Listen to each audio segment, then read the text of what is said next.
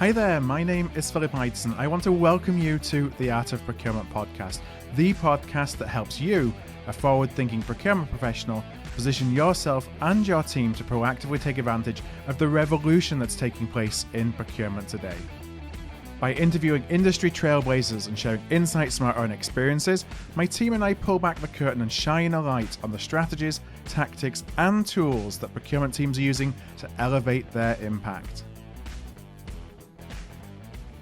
And today on the show, I'm delighted to be joined by Ashish Dhongde, Associate Director of Procurement for Beauty and Wellbeing Brands in North America at Unilever.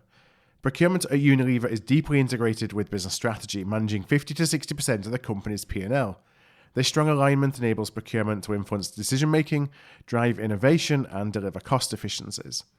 In this episode, we talked to Ashish for tips on how to leverage this platform to build deep stakeholder and supplier relationships, address supplier monopolies, turn crises into opportunities for growth, and the importance of data-driven decision-making in building trust. In my first question, I asked Ashish if he found procurement or if procurement found him. So unlike a lot of procurement professionals who have come in from, say, finance and, just sort of landed up in commercials, I landed in procurement in a very, you might say, convoluted way. I'm an engineer and an MBA by education, and typically you don't see MBAs ending up as buyers. But there was a very interesting opportunity, I think, in the third or fourth year of my career, where Unilever was in the process of setting up a value chain, a team to understand the value chain of materials that we are buying. Mm-hmm. And that was a really cool opportunity. It's right at the intersection set of maths and organic chemistry and physics and, of course, finance as well. So this team was supposed to develop should-cost models and really understand what are the feedstocks, what are the ratios, the conversion costs, and so on of all these items that we are buying. And that appealed to me, and that's how I got into procurement. But since then, I have done the more traditional roles. In my previous role, I was the buyer of chocolate and confection for Ben & Jerry's and Magnum, which is a really, really cool role again. And I don't know many people who could say that, that I've bought soul and heart of the ice cream for Ben & Jerry's.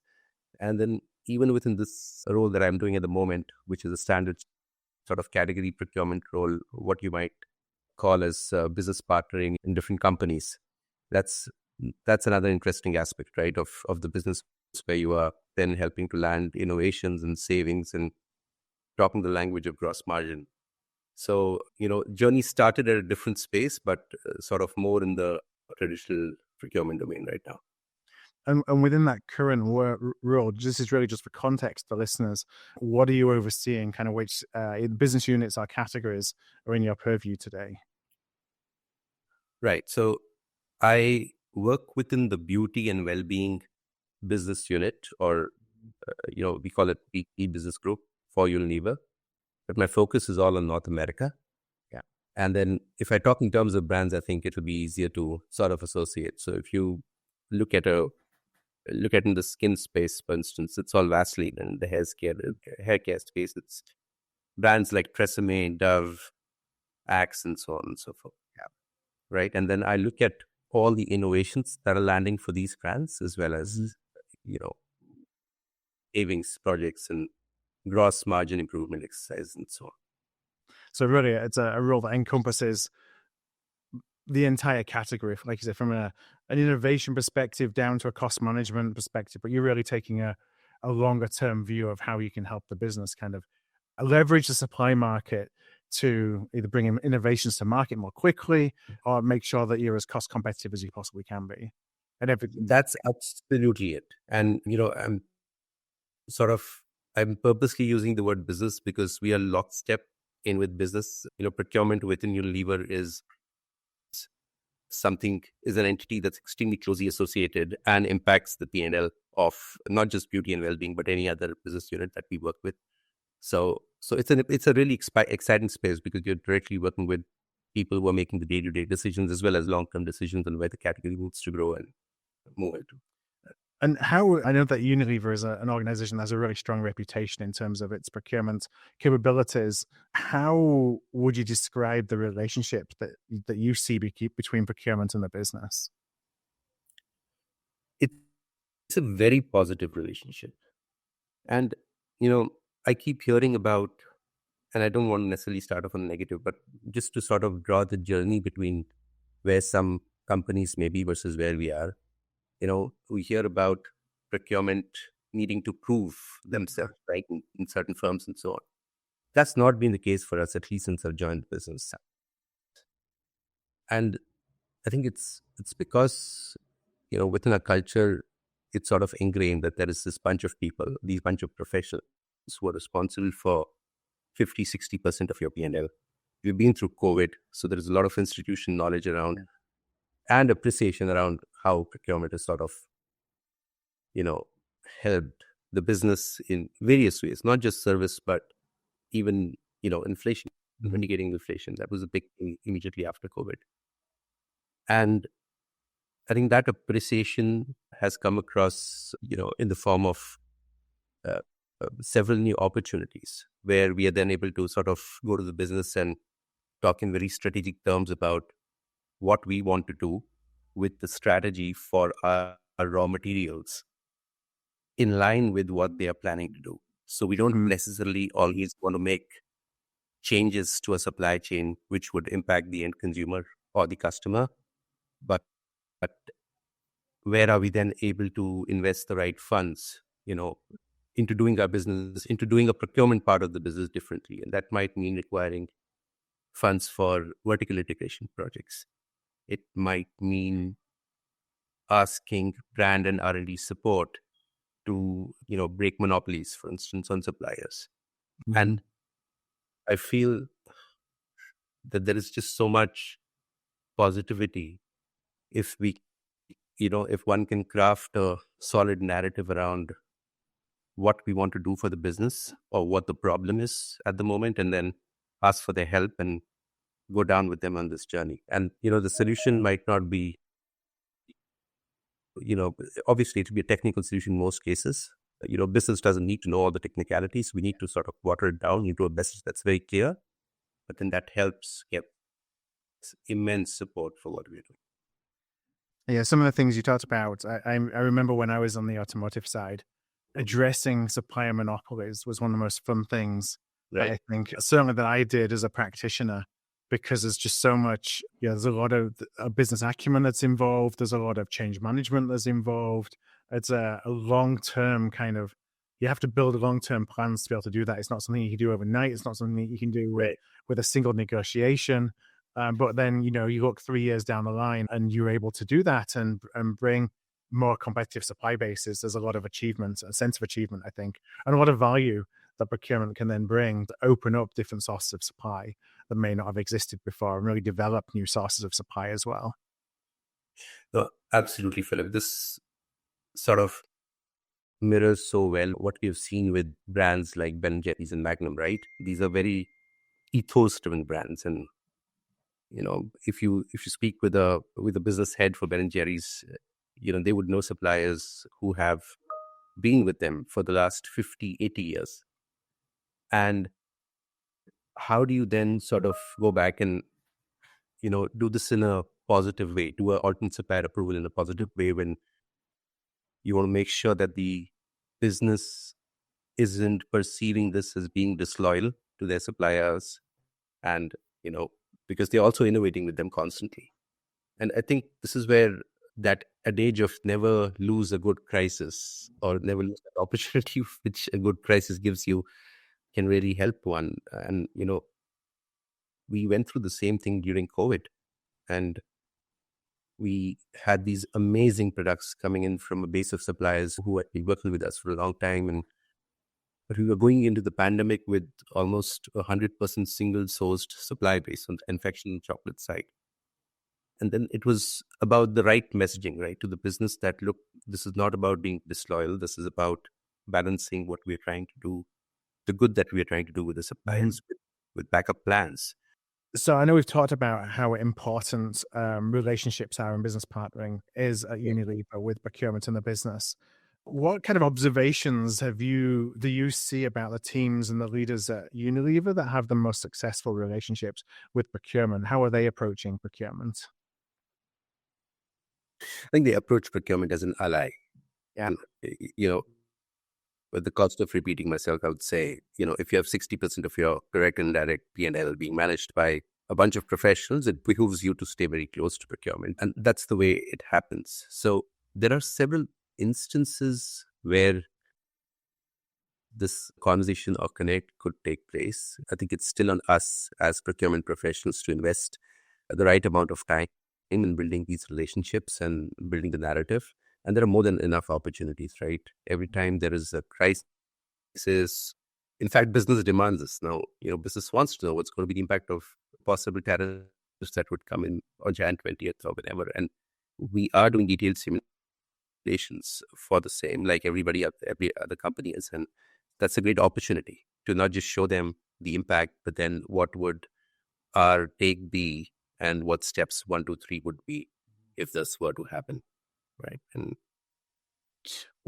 While you've talked about the strength of the relationship between procurement and the business, as a procurement leader, how do you think about ensuring that when you have the opportunity to show up, that you're putting procurement's best foot forward and that you're focusing on ways that demonstrate the value that procurement can drive to stakeholders? Because I'm sure that amongst the kind of partnership, the culture of partnering, there are still skeptical stakeholders that you have to sell on the value of working more closely with procurement. right. Yeah, right. Then that's a great question. And I think it's a question we ask ourselves as well all the time. Mhm. Not necessarily wait for the business to ask us, right? But you always want to know, for instance, are you buying better than your competition? Are you Yeah. able to add value? And this can be done in several ways. The team that I referred to right at the beginning used to do very detailed competitive analysis using publicly available data of how well are we buying or what kind of discounts are we getting in, what are suppliers flows looking like. Then there is always opportunity to learn from experts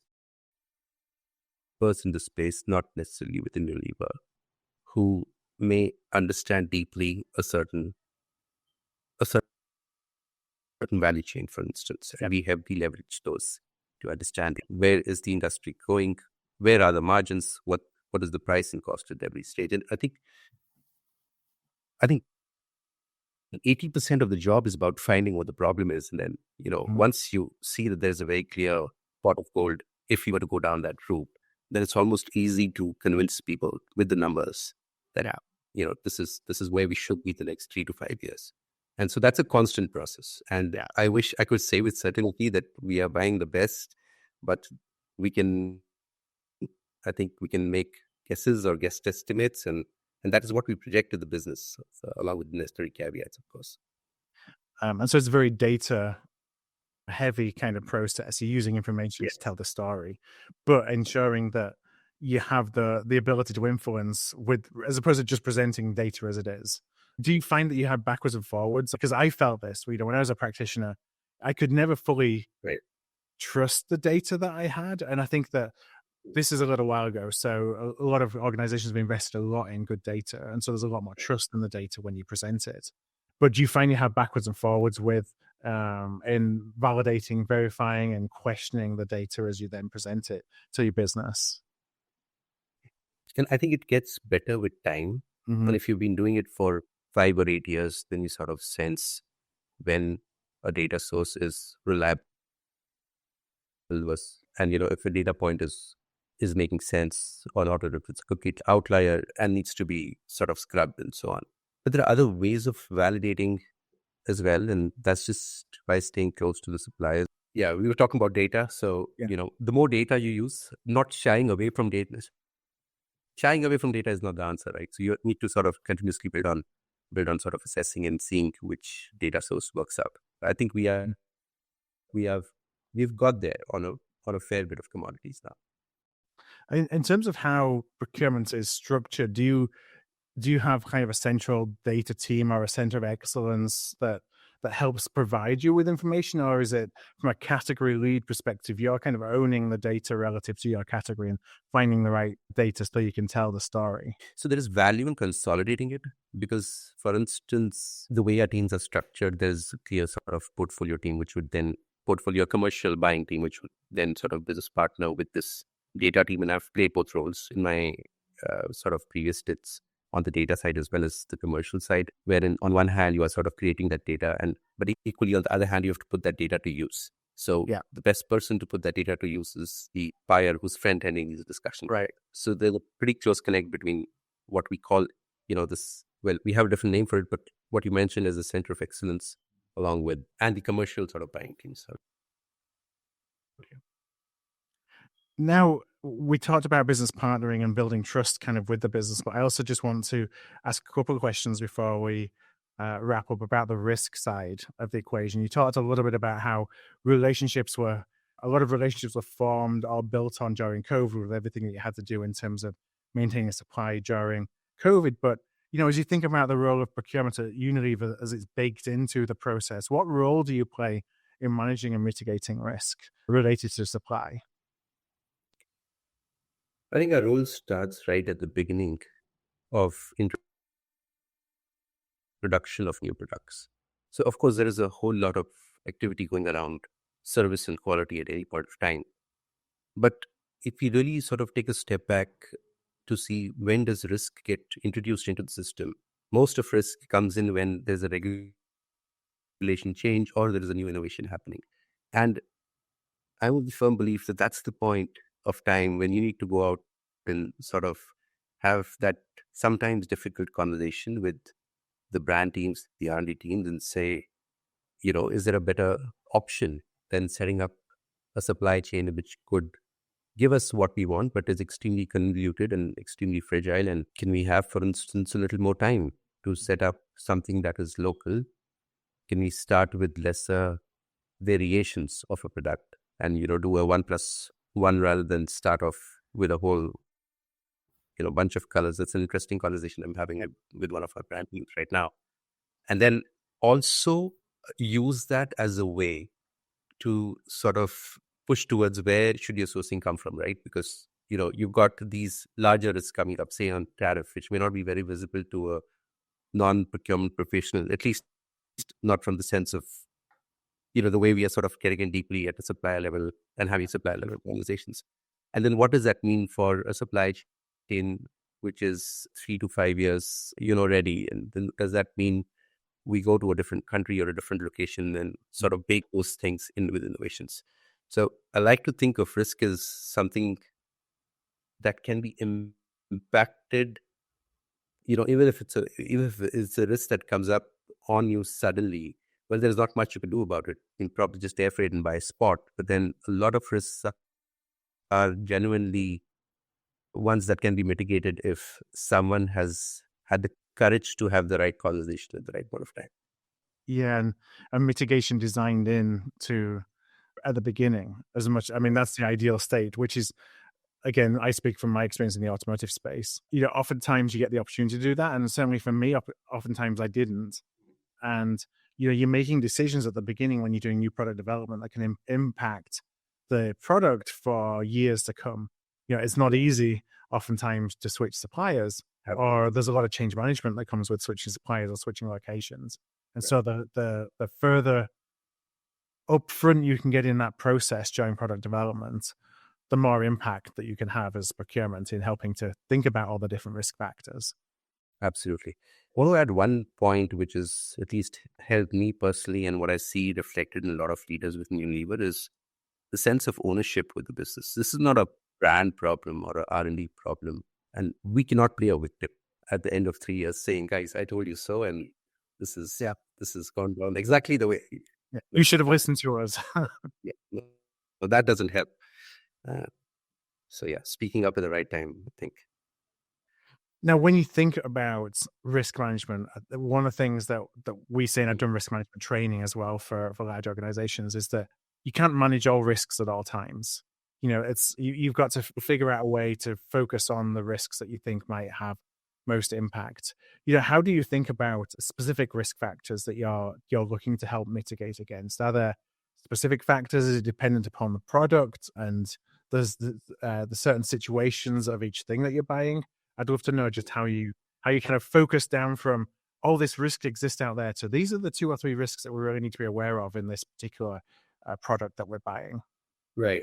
And no, that's a great question. I'm going to try to sort of marry this with an innovation process that we follow within Unilever, right? Where we do a pretty detailed innovation risk assessment. And that's not just related to procurement, but everything else related to factories and, organizations and so on. And so this forms a part of that exercise. I think we have found benefit in thinking about risks in a 2x2 matrix. Is it visible in advance, or is it something just simply going to strike us when we don't know when, and can it be mitigated in the short term or the long term? So, and just to sort of build a couple of examples to bring this closer to reality, a disruption with a supplier might not be visible, and we may not be able to mitigate it in the short term. Whereas something which is expected, like the annual hurricane season, we know it's coming, right? And then we sort of take those required steps to mitigate that. If there is an instance of a regulatory change that's coming up, that is something that we can action. So I think we're always on the lookout for us. We also have tools that trawl a lot of news sites to see what could be next problem for us, if you want to call it that. We are members of several associations. It's the job of the portfolio manager, the commercial manager, to stay close to what's happening on ground and sort of then start to feed back into the larger cross-functional team, including R&D, on what are the things that are going to happen. And one thing I will say for Unilever, we are extremely good at project planning. So there are detailed networks, and that's not necessarily a task that I like, or even a lot of people in procurement like. But our planning teams, for instance, do a great job of what that means from an artwork change or a label change. When does the formulation need to change? And those sort of steps that need to flow up right to the time when there's a shelf reset. I think that was a pretty long answer to your question, but if I were to boil it down to a sentence, I would say keep looking out for us. We keep looking out for them, and very quickly doing an assessment if this is something that's going to blow up, this is something that we can live with and manage via an inventory model, a pretty quick tactical solution, for instance, or increasing the days of cover, or do we really have to put a team around that and come back with marketing details and so on. Right. My final question before we wrap up is kind of the balancing of the two. We talked about innovation, we've talked about risk. Oftentimes market cycles for a lot of procurement professionals, they get stuck in this a bit of a wheel of that. As market conditions or business conditions change, you focus on one versus the other. Cost savings in this part of the cycle, innovation in another part, risk in another part, and it kind of goes round and round, and it's really hard to balance it. And if you don't be able to balance it, it can have a lot of negative impact on your supplier relationships. And I just wonder if you could talk a little bit about how you kind of balance the cycles with the need to make sure that you're still kind of focusing on innovation, risk, the spend management, all at the same time, as opposed to going from one to the other to another and being a little bit inconsistent. I know that's something that a lot of procurement folks struggle with. And I would almost turn this back on its head and, say that I don't think these are two different aspects. Mm-hmm. And I say this because we are always going to be looking out for savings. That's part of the bread and butter or the core of a procurement professional job, right? We are always going to be measured on that. But innovation is also something that's going to happen. The mandate of a brand team is to renovate their brands every 2 to 3 years. It's the standard for any consumer goods company. So that's also set in stone, and that's going to happen. Now, would the innovation be something that is going to be based off, say, in the future on a low-cost chassis, and hence are we trying to capture a section of the market at a lower price point, or are we moving towards premiumization? I think it also needs to come from the business. And I'm a true believer in procurement trying to solve the single largest problem for the company, right? And if the problem is gross margin, it's not necessary that we focus only on savings. It could also be solved via pricing. Yeah. But we have a role to play in pricing as well, because our retailers in the US are not just going to accept a price hike out of nowhere. So procurement partners with our brand and CD teams, what we call customer development with Unilever, to sort of build these detailed narratives around commodities, how are they moving, and in an effort to convince the retailers that what you're saying is right, and there might be a lot of inflation which we have not really priced for, and then that's a completely different angle. So yeah, I don't think they're necessarily in two different spaces. I think we have a role to play in both. And really, just to pick one thing out of that, is continued focus on what the business needs, the business's challenge. And it's not necessarily what are some arbitrary procurement metrics that we want to follow, but what does each business unit have challenges with or opportunities with? And those may differ from business to business, from product line to product line. And how is procurement best placed to help either solve that problem or take advantage of that opportunity? 100%. And there is so much mileage and so much more that we can get done if we speak the business language. Rather than talking in dollars per metric ton, let's talk the language of dips and gross margin, and that really opened quite a few doors for us. Well, Ashish, I know it's about time to wrap up, so I want to thank you so much for joining me on the Art of Procurement today and for sharing some of your experiences at Unilever when it comes to building trust, when it comes to managing risk, driving innovation, and really helping the business do all those things at the same time. So if anyone's listening and would like to connect with Ashish, what we'll do is we'll include a link to your LinkedIn profile on the show notes page for today's episode. Anybody can find those just going to artofprocurement.com/podcast. That's artofprocurement.com/podcast. So one last time, Ashish, thank you very much for joining us today. Thank you for the opportunity.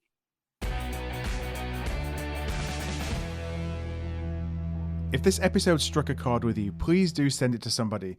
We grow here at Art of Procurement through word of mouth, and that would be really appreciated. You can also support us by giving us a thumbs up, a star rating, or a review wherever you listen to your podcasts. Since 2015, we've built the world's largest free resource for procurement professionals looking to elevate their impact. Our resources span podcasts like this, videos, blog posts, papers, and events.